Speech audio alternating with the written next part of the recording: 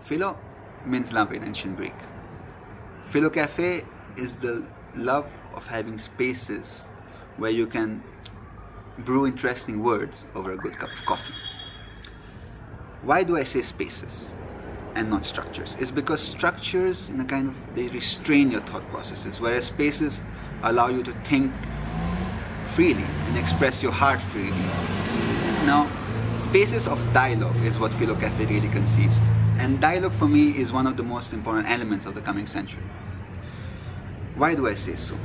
Now, dialogue is very, very essential for a global understanding because it allows you to interact with different people from different traditions and thoughts that enable you to come up with a more constructive and mutual conceptions. Philo Cafe was started 2 years back in Varanasi, a town in India, one of the most ancient towns in the world, a small microcosm of what India is, and it's thought as a small microcosm of what different people can be.